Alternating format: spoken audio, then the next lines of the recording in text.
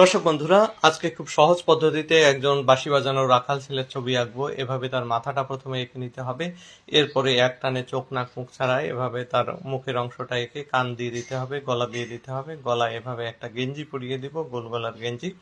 এরপরে তার পেছনের পিঠের লাইনটা এভাবে দিয়ে দিতে হবে। এরপরে মুখের সামনে একটা দুটো লাইন এভাবে দিয়ে একটা বাঁশি এঁকে দিতে হবে। এরপরে বাঁশির সঙ্গে তার আঙ্গুলগুলো এভাবে সংযুক্ত করে দিতে হবে।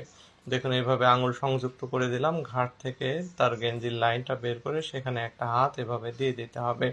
এরপরে তার পেটের লাইন এভাবে বসলে কিন্তু পেটের অংশটা একটু মোটা দেখা যায়, সেভাবে দিয়ে অন্য আর একটা হাত বাঁশির সঙ্গে আমি সেট করে দিচ্ছি। এইভাবে দিলাম। এখানেও আমি আঙ্গুল সংযুক্ত করে দিচ্ছি। বাঁশি বাজানোর সময় সবগুলো আঙ্গুল যে দেখা যাবে তার ঠিক নেই, এজন্য এভাবে দিয়ে দিলাম। এরপরে আমরা তার বসার যে জায়গাটা সেই অংশটা এঁকে দিচ্ছি। তার লুঙ্গিটা এভাবে নিচ পর্যন্ত এনে একটা পা এঁকে দিলাম, সামনে পা ভাঁজ করা অবস্থায় থাকবে। এখানটা একটু বাঁকা হয়ে গেছিল, সেটা ঠিক করে দিলাম, আঙ্গুলগুলো ঠিক করে দিলাম। অন্য আর একটা পা এভাবে ভাঁজ করা থাকবে, সেটা নিচ দিয়ে দেখা যাবে হালকা করে, সেটাও এঁকে দিয়ে একটা গাছ এঁকে দিলাম। গাছের গুঁড়িটার ওপাশে একটা সিনারির মতো আমরা করে দিয়েছি। এবার সুন্দর করে তাকে রং করে দিচ্ছি।